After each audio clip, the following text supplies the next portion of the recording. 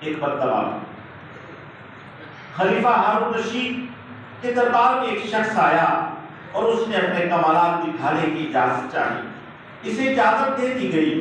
اب اس نے صحن کے درمیان میں ایک سوئی گاڑ دی، صحن کے درمیان میں ایک سوئی گاڑ دی اور دور جا کر دوسری سوئی پھینکی، یہ سوئی گڑی ہوئی سوئی کے ناکے میں سے گزر گئی۔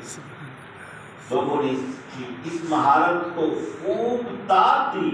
خلیفہ ہارون رشید نے بھی دیکھا، یہ تماشا دیکھا، پھر حکم کیا اس نوجوان کو 10 دینار انعام دیا جائے اور ساتھ ہی 10 کوڑے بھی لگائے جائے۔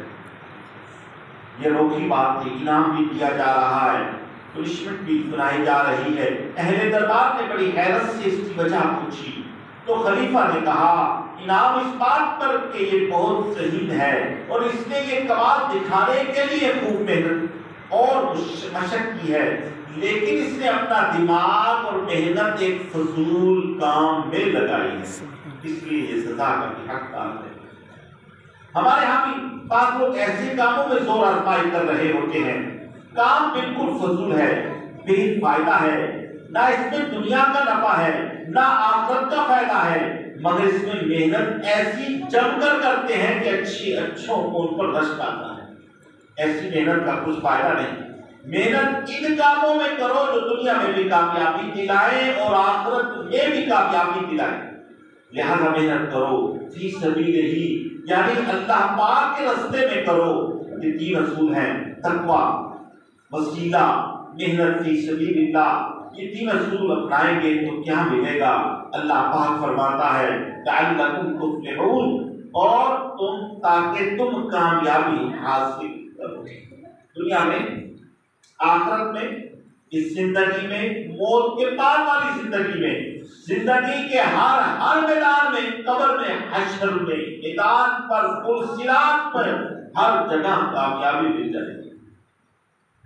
کیا ہے محترم اسلام بھائیوں بزرگوں، کامیابی کے یہ 3 اصول اپنی جگہ بہت اہمیت رکھتے ہیں، البتہ ان میں سے ایک اصول سے عموماً غفلت برتی جاتی ہے اور بعض لوگ تو اس حوالے سے وسوسوں کا شکار بھی ہوتے ہیں۔ وہ اصول ہے وسیلہ۔ اس آیت کریمہ میں اللہ پاک نے صاف ارشاد فرما دیا وَابْتَغُوا إِلَيْهِ الْوَسِيلَةَ، اور تلاش کرو طرف اس کے وسیلہ۔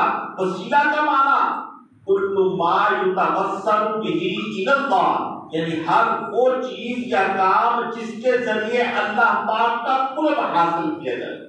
مثلا نماز پڑھنے سے اللہ پاک کا قرب ملتا ہے، لہذا یہ بھی ایک وسیلہ ہے۔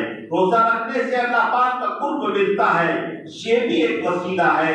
زکوٰۃ دینے سے، صدقہ و خیرات کرنے سے، حج کرنے سے، عمرہ کرنے سے، تلاوت کرنے سے، ذکر و درود کے ذریعے، غرض ہر نیک کام کے ذریعے اللہ پاک کا قرب ملتا ہے۔ لہذا نیک کام ایک وسیلہ ہے۔ ایسے ہی اللہ پاک کے نیک بندوں کا رب کرنے سے، ان سے محبت بڑھتی ہے، ان کی بارگاہ میں حاضر ہونے سے، ان کی زیارت کرنے سے، ان کا ذکر کرنے سے اللہ پاک کی رحمتیں ملتی ہیں، دل روشن ہوتا ہے، اندر کی سیاہی دھلتی اور اللہ پاک کا قرب نصیب ہوتا ہے۔ لہذا یہ اللہ پاک کے نیک بندے، نبی، ولی سب وسیلہ ہیں اور ہمیں حکم دیا گیا ہے کہ وَابْتَغُوا إِلَيْهِ الْوَسِيلَةَ، اور تلاش کرو طرف اس کے وسیلہ، یعنی اللہ پاک کے حضور وسیلہ تلاش کرو۔ اگر ہم وسیلہ تلاش کریں گے تو کیا ملے گا؟ اللہ پاک فرماتا ہے لَعَلَّكُمْ تُفْلِحُونَ، تاکہ تم کامیاب ہو۔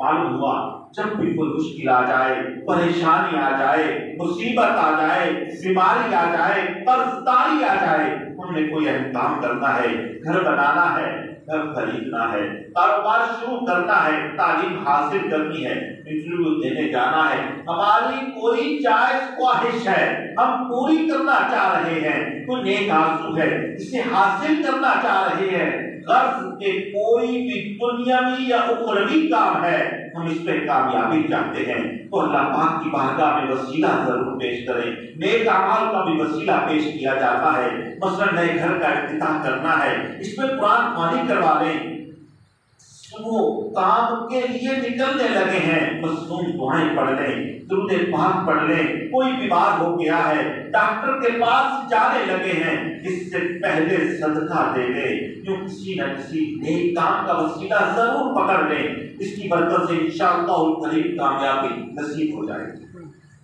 آپ یقین مانیں، وسیلہ ایسی کمال کی چیز ہے کہ بعض اوقات ایسا کام جو ہمیں بظاہر بہت مشکل نظر آ رہا ہوتا ہے، وسیلے کی برکت سے ایسی مشکل نکل جاتی ہے۔ بخاری شریف میں ہے، حدیث پاک ہے، میرے اور آپ کے آقا مکی مدنی مصطفیٰ صلی اللہ علیہ وسلم نے پچھلی امتوں کے 3 اشخاص کا واقعہ بیان کیا۔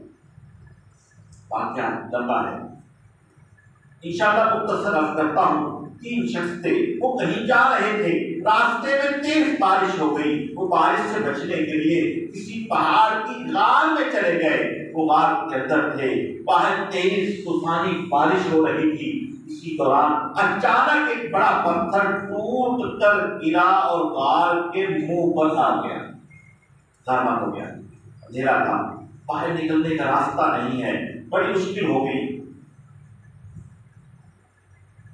اب انہوں نے آپس میں ایک دوسرے کو کہا، آج تک تم نے جتنے نیک عمل کیے ہیں، تمہاری نظر میں ان میں سب سے جو اچھا عمل ہے اس کا وسیلہ اللہ کی بارگاہ میں پیش کرو، اللہ پاک کی بارگاہ میں اس کا وسیلہ پیش کرو۔ چنانچہ ابن سیرین نے والدین کی خدمت والی نیکی کا وسیلہ پیش کر کے دعا کی، یعنی اے اللہ پاک میری خدمت والدین والی نیکی کے صدقے اس چٹان کو اتنا ہٹا دے کہ ہمیں آسمان نظر آ جائے۔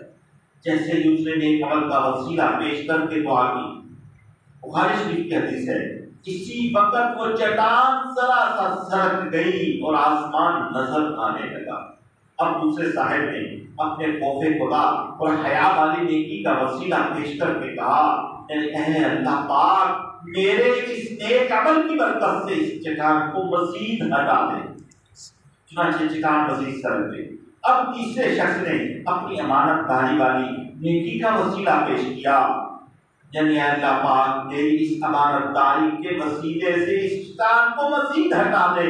جیسے ہی اس نے دعا کی تو میرے محبوب صلی اللہ علیہ وسلم فرماتے ہیں، فَكُشِفَ عَنْهُمْ، یعنی وہ چٹان جس نے غار کا منہ بند کر کے انہیں قید کر دیا تھا، ان کے نیک اعمال کے وسیلے کی برکت سے وہ چٹان ہٹ گئی اور یہ سب اپنے راستے چلے گئے۔